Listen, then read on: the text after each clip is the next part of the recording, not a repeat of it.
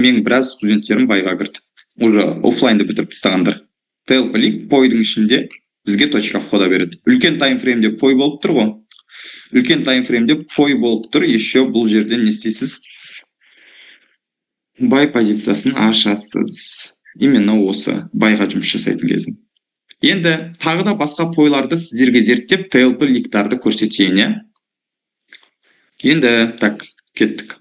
19 сообщение жинап қойып, бір-екі сұраққа жауап бере кетсем. Почему именно $2?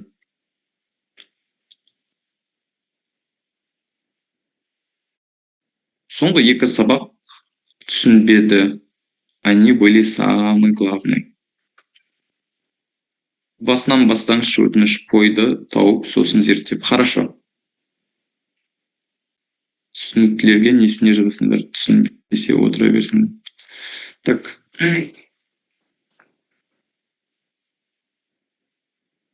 Симуляторды өшіріп тастайын. Şimdi, например, мен сіздерге тағы бір ТВХ-ларды зерттеп көрсетейін.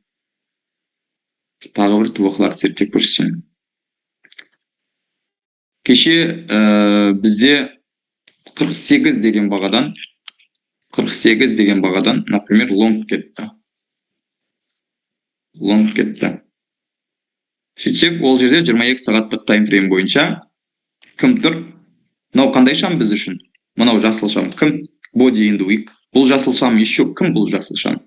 Бұл жасыл шам мен үшін еще VSP. Слабый VSP болатын шам. Не қылдым аға?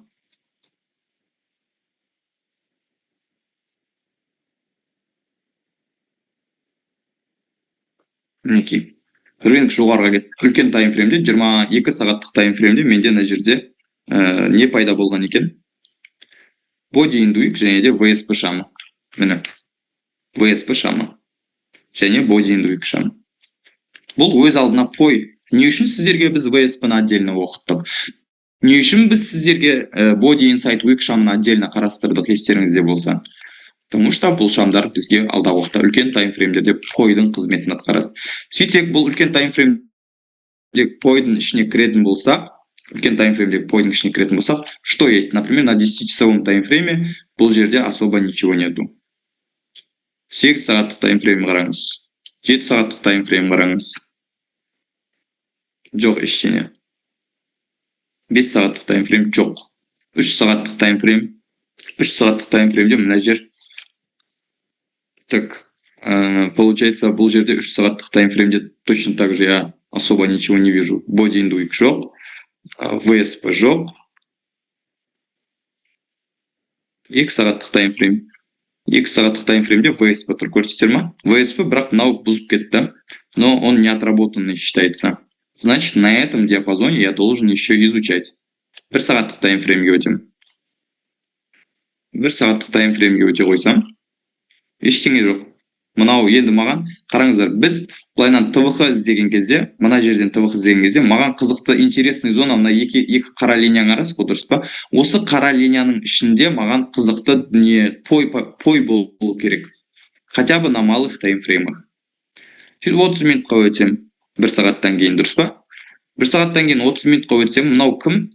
Мынау қызыл шам кім? Body in the week шамы ма? Еще бұл ASK шамы. Бұл еще ASK шамы, еще бұл Body in the week шамы. Body in the week шамы болғаннан кейін, мен бұны өз алдына пой деп алам. Мынау шам өз алдына пой. Не үшін? Потому что бұл ASK еще Body in the week. Енді 22 сағат екеуінің үйлесіп тұрған жері мынау орта. Дұрыс па? Мынау орта. 49-24-38 арасы. Сен енді 30 минуттан кіші таймфреймге ауысам. 30 минуттан кіші таймфреймге ауысам, мына жерде Body in the week шамы тұр екен. 15 минуттық таймфреймге өтем. 15 минуттық таймфреймде бізде особо ештеңе жоқ. Мына жерде 1 ASK бар, 2 ASK бар, все. 2 ASK мен TLP құрылым жоқ. 10 минуттық таймфреймге өтем. 10 минуттық таймфреймге өте қойсам, 1 ASK, 2 ASK, 3 ASK шамы тұр ма? Дұрыс па? 1, 2, 3.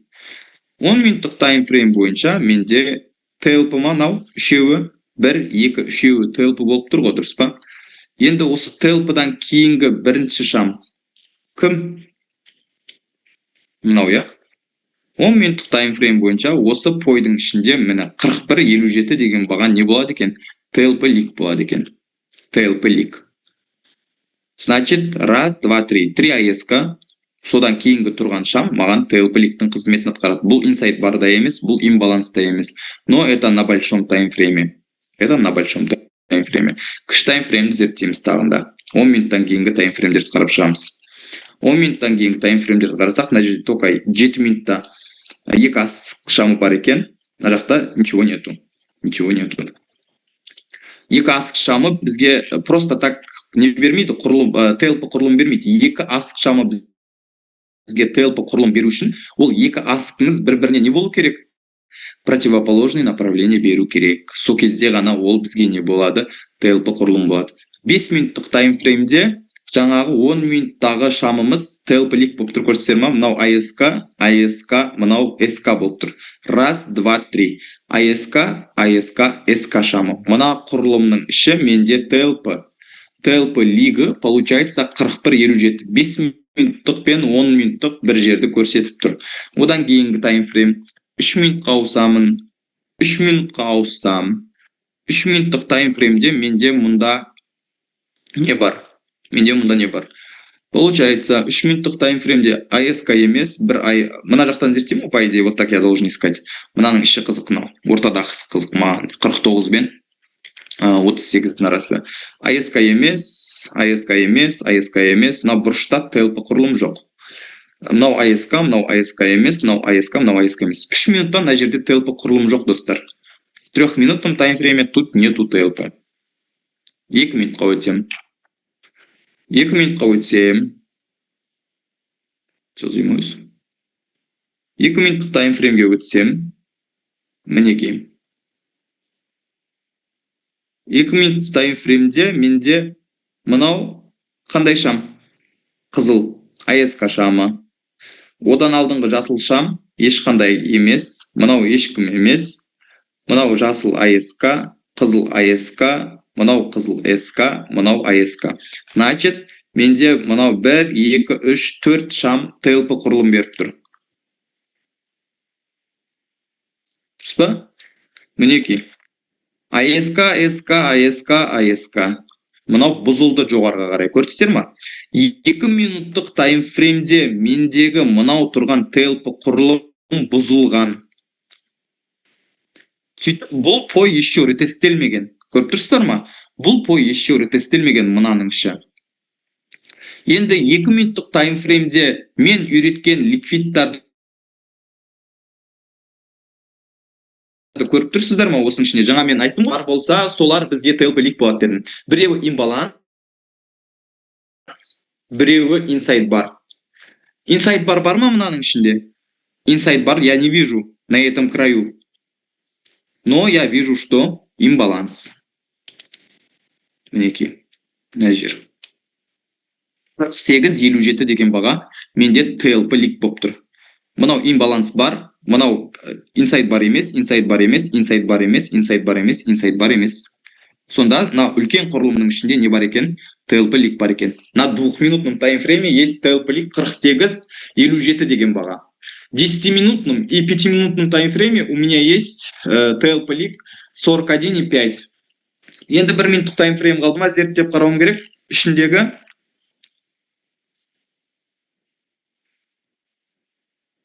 1 минуттық таймфреймге өте қойсам, мынау SK шамы, мынау SK-ның алдындағы AES-ка емес, мынау AES-ка емес, мынау AES-ка, мынауымыз AES-ка. Значит, вот 3 AES-ка. Раз, два, 3 AES-ка. На минутном таймфрейме 3 AES-ка шам бар ма? 3 AES-ка шам бар. Вот. Мынаған тең. Вообще, 4 болып тұр мына қызылмен алғанда. 1, 2, 3, 4 шам тұр ма? 4 AES-ка тұр. На самом деле, 3-ін аласам да жеткілікті маған. 3-ін алдым. Вот. Сөйтсек, бұның ішінде де дәл сол лик тұр, басқа лик жоқ. Имбаланс жоқ, инсайт бар жоқ. Жаңа инсайт бар жоқ, имбаланс қана бар екен. Значит, мен осы 48.57 деген бағадан точка входа алып кірем. Стоп лоссты 20 пипс қоямын. 46.57 бағасына. 46.5 деп қойсаңыз. Точка входаңыз 1. Екінші беріп тұрған точка входаңыз мынау 41. Міне өзі как раз почти $2 екен арасы. Стоппен. На блоктың асты негізі официальный стоп блоктың асты болады. Осылайынан анализ жасалынады. Осылайынан точка входалар табылады. TLP-лік сіздерге не береді екен? Точка входа береді екен.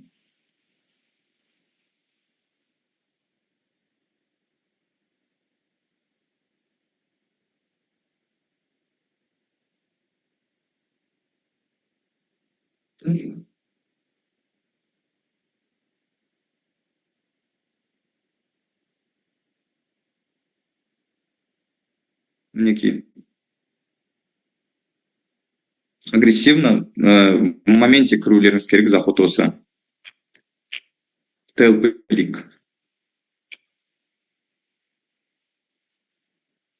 TLP-лік демек TLP құрылымда имбаланс немесе инсайт бар шамы болатын болса, осын заметкаға алып қойыңыздар.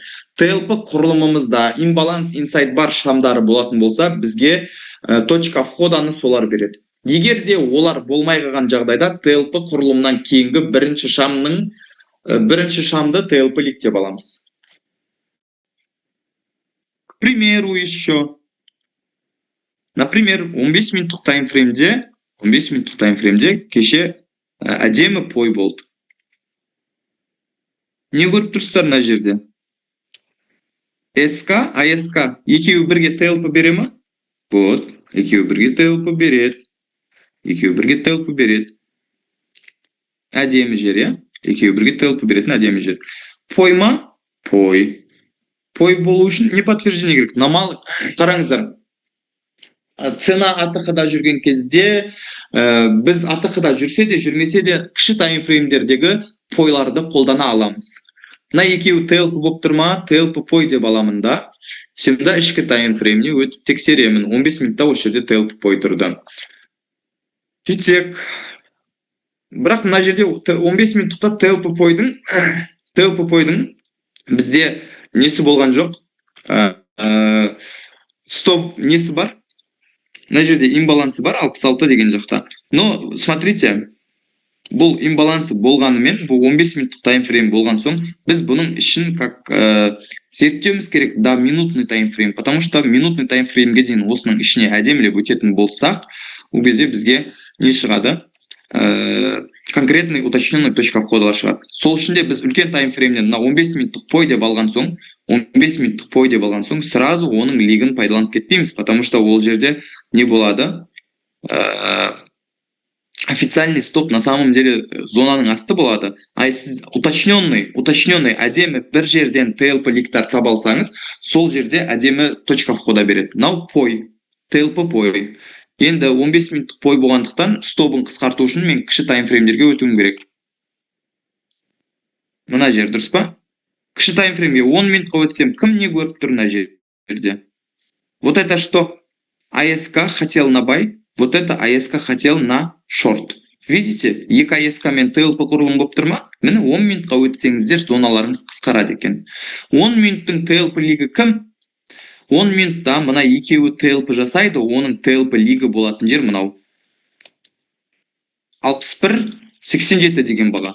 10M TLP лиг деп жазып қойсаңыз болады үстіне.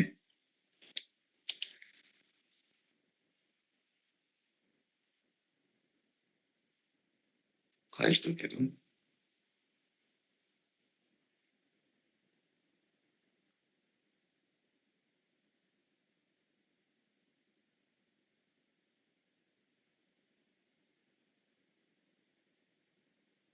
Оны TLP лиг.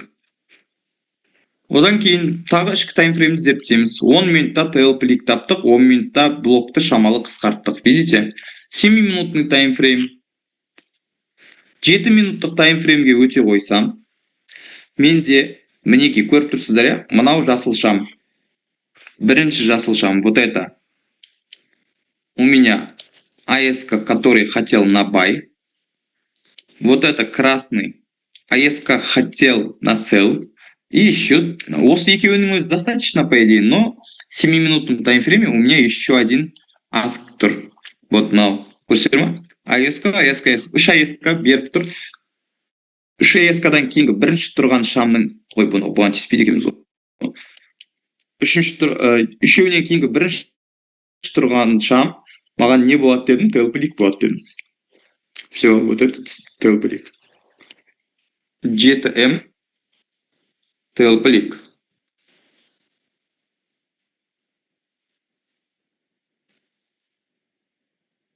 Все, жазып қойдым. И тағы тексеріп көре саламыз басқа таймфреймдерді.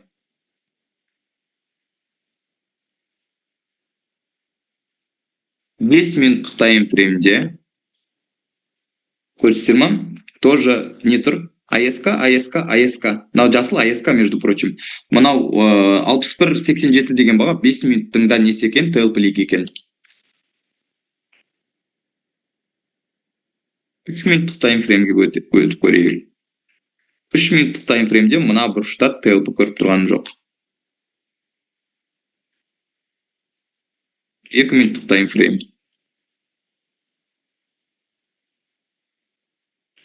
2 минуттық таймфреймге өтсек, 2 минуттық таймфреймде бізде мына бұрышта TLP жоқ. Ну, только body inside week шамдары бар. Это сам по себе блок. Видите, басқа таймфреймдерде мына аймақ бізде 10M және GTM бойынша TLP-лик болып тұрса, ал бұл бізде 2 минуттық таймфрейм бойынша body in the week 3 шамы тұр ғой. Мына үшеуі де body in the week. 1, 2, 3, үшеуі де body in the week. 3 блок тұр. Значит, что-то есть на 2 минутном таймфрейме, что-то есть тут дейміз. Сосын 1 минуттық таймфрейм.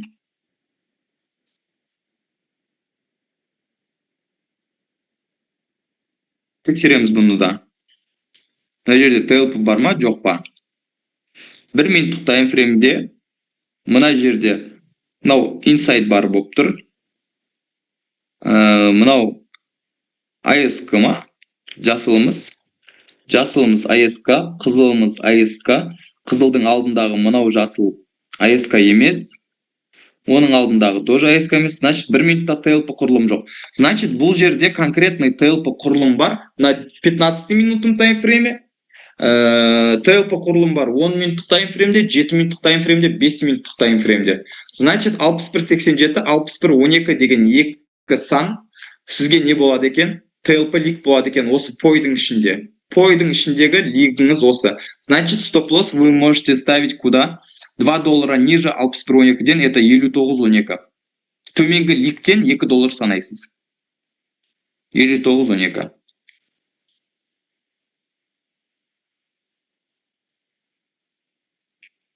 И отработкасын көрейік.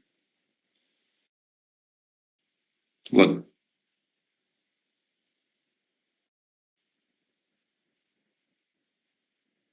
Қанша доллар движение? Кеше осына уже біраз студенттер ұстады. Вот. $16 движение берген. TLP-ликтен. Кеше мынаны да ұстады біраз студенттер. 48.57 деген бағадан кіріп, лонгты ұстаған студенттер бар. Бұл өте үлкен движение берді. Рынок жабылғанша уже $36 қозғалыс беріп тұр. Пойлар осылайынан зерттелінеді. Мынау 15 минуттық пой, мынау, например, 22 сағаттың пойы. Сосын, например, тағында бір сіздерге разбор көрсете кетейін. Пойдың ішінен TLP-лик іздеуді көрсетіп жатырмын мен сіздерге жалпы. Пойдың ішіне разбор жасау арқылы жаңағыдай ТВХ табуды көрсетіп жатырмын сіздерге. Өшірдім. Сосын қараңыздар. Мына жерде мен пой көрдім. Да, осы жерде пой көрдім. Симулятор. Я хочу удалить его.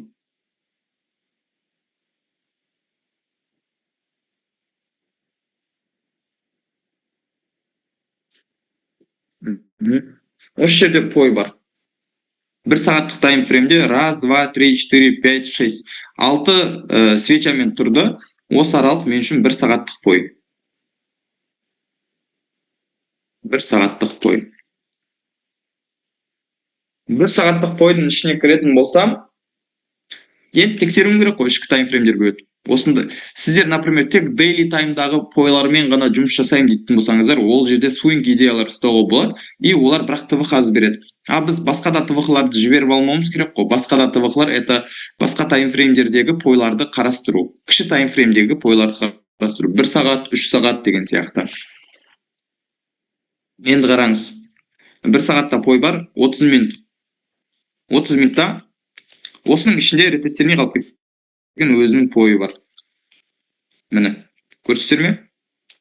Мынау 30 минуттық пой 1 сағаттың ішінде ретестелмей қалып кеткен. Бұзылған, бірақ баға бұл аймаққа келмеген. Сөйтіп осы пойдың үшін құрылымдық деңгейде біз бір қарап алуымыз керек. Что есть, что нет. Что есть, что нет, біз 30 минуттық таймфреймде қарап алуымыз керек. Мынау біз графикті зерттеп бастаған кезде қараңыздар, мынау соңынан алдыға қарай зерттейміз. Самый последний свечадан бастаймыз, алдыға қарай былайынан зерттеп кетеміз. Енді осы тұста мынау ешкім емес, мынау зеленый бізде, например, СК, и high, и low снимает предыдущие свечи. Вот это красное у меня АСК. Например, СК, АСК сам по себе пой.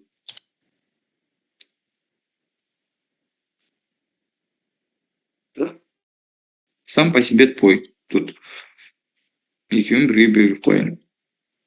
Одан кейін дальше тоже зерттеп көрейін. Мынау менде инсайд бар шамы. Вот здесь инсайд бар.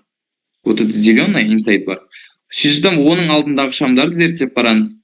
Мынау қызыл АСК, мынау жасыл АСК, оның алдындағы қызыл АСК. Значит, 3 АСК свечи, и тут тоже есть что? ТЛП. Мынау өз алдына ТЛП болып тұр ма? Сонда қараңыздар, құрылымдық деңгейде 30 минутта қарайтын болсақ, мына пойдың ішінде 1 ТЛП бар, 2 ТЛП бар.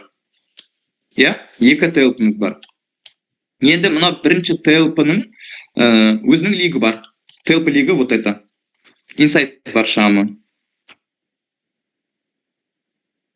Ну, 30 минуттық таймфрейм. Бұның стопы, например, 30 минуттық пойдың асты. 29. 31.45 ТВХ. Стоп-лосс 29 официально. Сосын мына жерде бар, мына жерде пой бар. Ну, мынау ВСП болып тұр. Мынау ВСП болып тұр. ТЛП и ВСП. Бұның ТЛП лигі мынау болып тұр. 30 минуттық таймфрейм бойынша мына екеуі ТЛП лигі 38.72. 30 минуттық таймфрейм бойынша ТЛП лигі 31.45. Екеуі шығып тұр ма? Кеттік ішкі таймфреймге. Таймфреймге өтетін болсақ, бізде мына жерде АСК емес, мынау АСК емес. Мынаны алып тұрайын енді қауіпқан. Мен шамдарымды зерттеуім керек.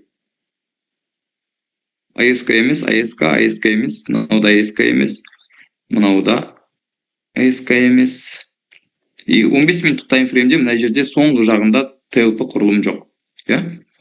Кеттік. 15 минуттық таймфрейм. 15 минуттық таймфрейм бойынша қарайтын болсам, 15 минуттық таймфреймде мына жерде ешқандай АСК шамын көріп тұрған жоқпын, кроме мынау. Мынау қызыл шам. СК-да емес, АСК-да емес, хай шешілмеген. Мыналар АСК емес, мынау АСК. Мына құрылым жоқ. 15 минуттық таймфрейм бойынша мына жерде АСК құрылым жоқ бұрышта. Но последний ретестелмеген аймақта не жоқ екен, АСК құрылым жоқ екен. Кеттік 10 минуттық таймфрейм. 10 минуттық таймфреймге өте қойсам, 10 минуттық таймфреймде мына жерде ешқандай не жоқ. АСК шамдар жоқ. ТЛП құрылым жоқ. 7 минут. 7 минутный таймфрейм. 7 минутный таймфрейм бойынша мына жер вообще 38-72 деген бала вообще пустышка екен, ештеңе жоқ екен онда. Это будет очень опасно. Сөйтсек, мына жерде АСК емес, мынау жасыл АСК. Жасыл АСК, мынау no name, мынау АСК, мынау АСК. TLP құрылым бар екен 7 минуттық таймфрейм бойынша. Белгілеп қояйын, TLP құрылым деп.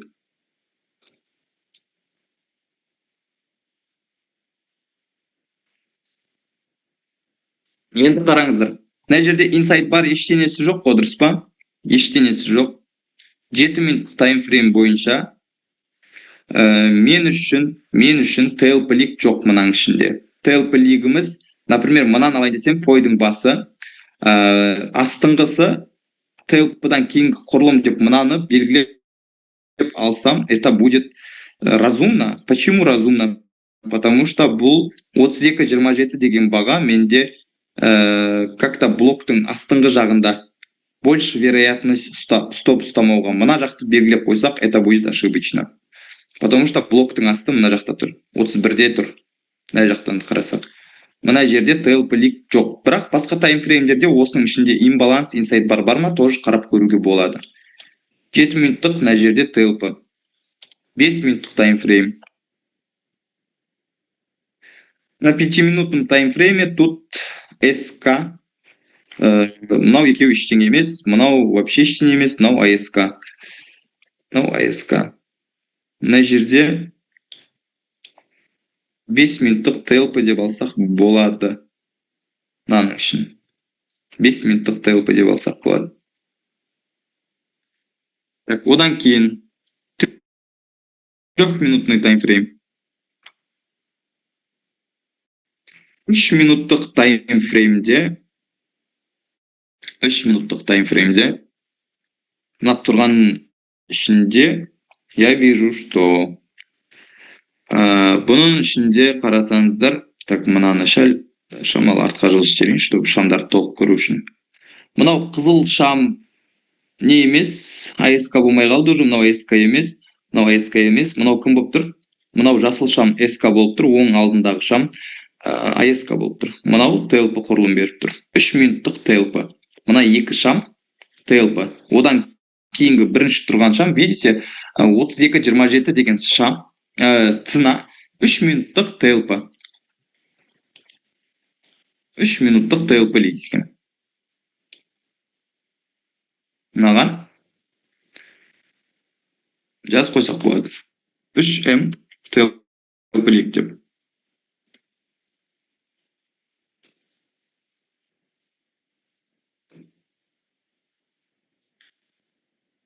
Мына 31.47 деген цена, 45 деген цена, ол бізде 30 минут TLP лик еді.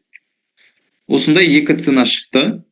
Мына жерде 38 деген опасный заход тұр. Бұның стопы жоқ. Стопы, знаете, если мына жақтан кетіп қалады деген ниетіңізбен кіретін болсаңыз, оның стопын мына жерге қоясыз. Блоктың астына. 36.29. Мына екеуінің стопы, официальный стопы 29, 31.45 деген бағадан $2 тастасаңыз, это получается, на самом деле, $2 есептеп кіретін болсаңыз, негізі 29.45 болады. Ну, өзі официальный стоп-лосс 29.00 өзі болып тұр, поэтому я считаю, что разумно не двигать. $2.5 стоп-лосспен кіресіз. Осылайынан не істейсіз? Пойды зерттеп, ішінен TLP ликтарды іздейді екенсіз. Вот.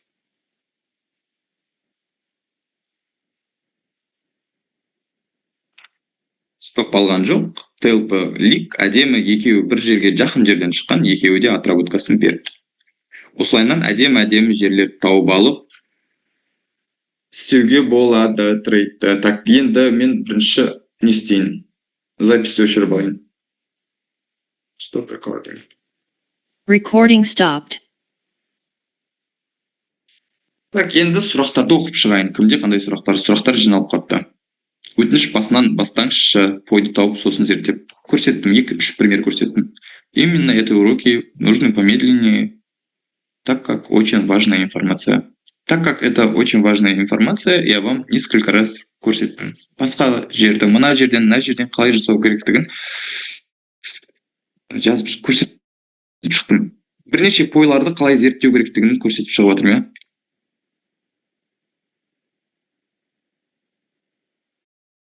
Long жағдайда брок жасаған свечаның лойы ТЛП-лик бола ма? ТЛП-дан кейінгі бірінші тұрған шам. ТЛП-дан кейінгі бірінші тұрған ТЛП-ның ең асты на самом деле стоп-лосс болу керек. Сол стоп-лоссқа жақынырақ жерді аласыз.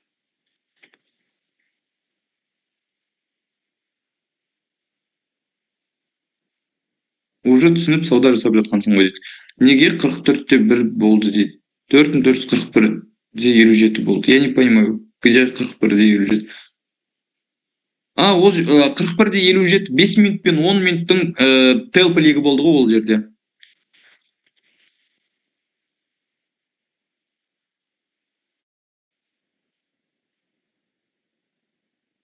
Екі минут ТЛП-лик алмай кеттіңіз деді, может быть. Реал уақытта дәл осылайынан сауда жасап отырмыз сделкада. Кірдік ана 14 деген бағадан.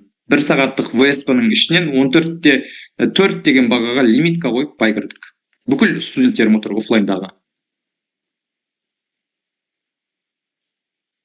Лайф уақытта көрсетсеңші. Лайф уақытта ол пой шығу керек, пойдың ішіне кіру керек. Айтып отыр қой, көрсеттік қой 14 деген ценаны жаңа көрсеттік қой.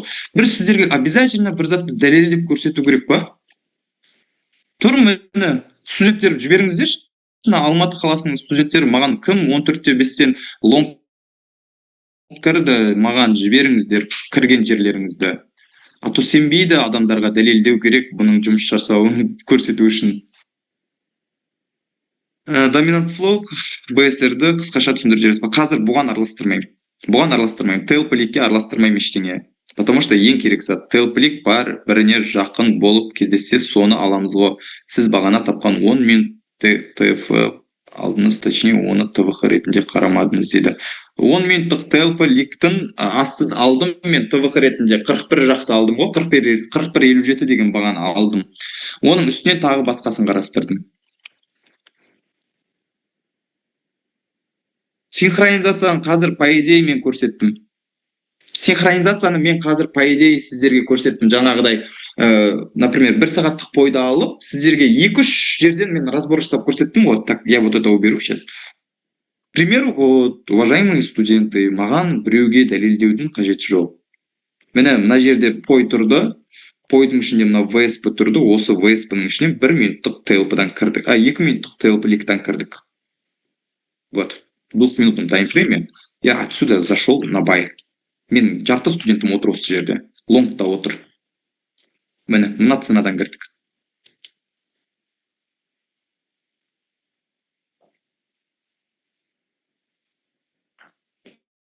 Осы жерден бай кіріп отырмыз. Вот так вот. Бүгін ондай случайлар көп болды, ТЛП-ликтер ше четкий кеткен. Мына 2-дегі меді, жоқ 2-дегі емес, 507-дегі. 507-дегі бай. Міне, например. АСК бір-біріне қарама-қарсы бағыт беріп тұр. Получается, это ТЛП-лик. Вот здесь ТЛП-лик. Видите, 507-де 50 деген цена. 507-дегі 50 деген цена ТЛП-лик болды ма? Вот сегодня. Осыдан да кірді менің студенттерімнің барлығы байға. Кетті мына жерден қанша қозғалыс жасап берді. Міне қазір кірдік мына жерден лайфтайм моментте. Сіздерге сабаққа кірерден алдын осы жерден кіріп үлгердім өзім зорға. Күтіп отыр. Міне бүгінгі кірген студенттердікі, міне кірген жердікі. Где еще было у нас сегодня? На минутном таймфрейме еще было ТЛП-лик. На жоғары жақта АТХ-да абайлау керек. Не үшін абайлау керек? Мына жерге баға келді да тұрып алды да еще ТЛП жасап кетті. Міне, кім мынау? АСК, СК. Все, вот здесь есть ТЛП.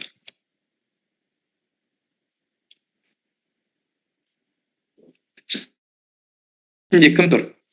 Мынау жасыл шам кім? Инсайд бар ма? Пожалуйста, инсайд бар. 19.35. Имбаланс тұр ма? ТЛП-ның ішінде екеуі де кездесіп тұр. 18.71, 19.35.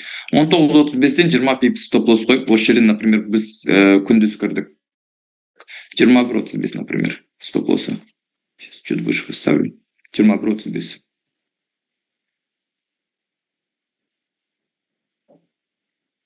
Вот все. 19:35-тен лимитка мен кірді. Менің біраз студенттерім вот нормальный движение жасап берді. Шүкір. ТП 13-імізді алып берді. Біз үшін ТП 13 болды. Стоп алған жоқпыз. Четкий кетті осы жерден. Міне. Я никому не хочу доказывать что-то. Вот, хорошо работает. Вот мына жерден кірді бүкіл студенттер тейлпликтан. Бүкіл студенттер мына жердегі тейлпликтан жаңа кірді. Несколько, даже мен ол кісілерге заранее осы жерді жіберіп қойдым. Өзім лимитка қойып қойғанымды 14:30-ға мен лимитка қойып күтіп алдым деп. Четкий жұмыс жасайды. Шүкір, үйретіп жатқан затыма уверенный адаммын.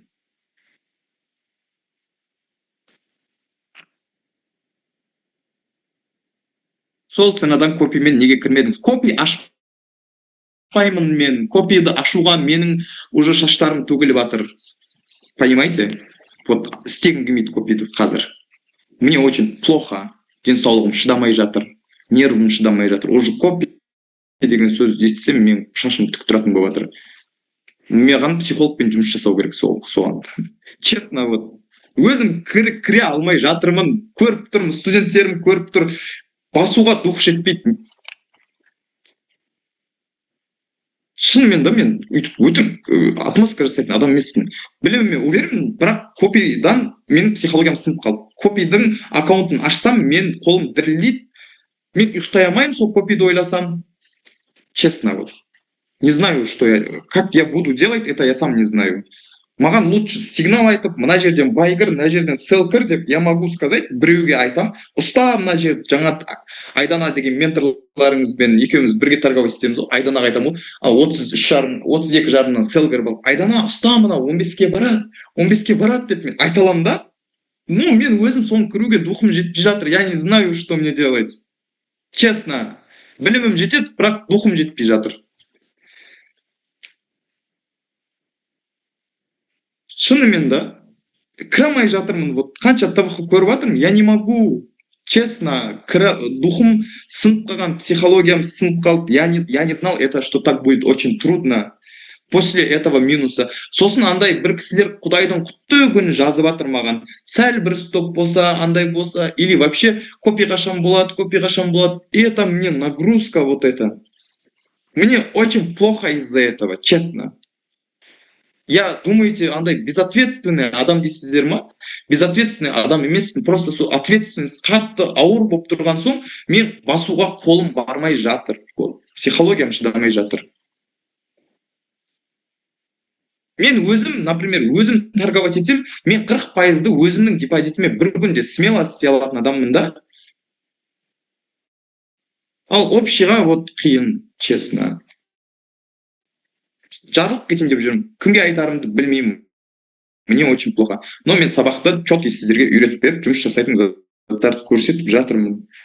Вот. Тапсырма. Үй тапсырмасын жазып алыңыздар.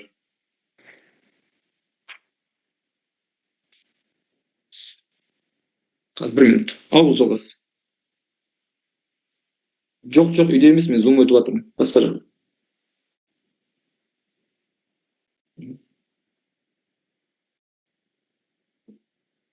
Но кім бояп тастады?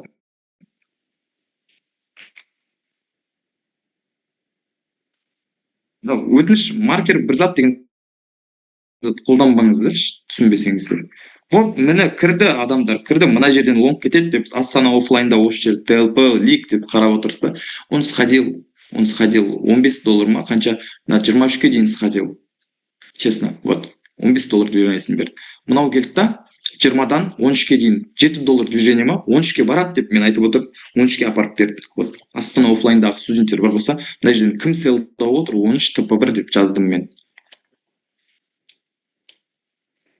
Мына жерде жаңа мен Алматы оффлайндарға заранее жіберіп қойдым. 14:30-да менде бай лимит тұр деп. Вот такие дела, честно.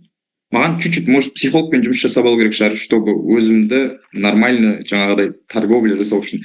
Честно, мен өзімнің аккаунтыма кірсем, мен 2 сделкамен 40%-ды өзіме жасай алам да. Но копияға кірген кезде я не могу держать нормально позицию. Сен білмей кірмей отырам да, 100 болатын позицияға кіріп қаласың солайынан отырып.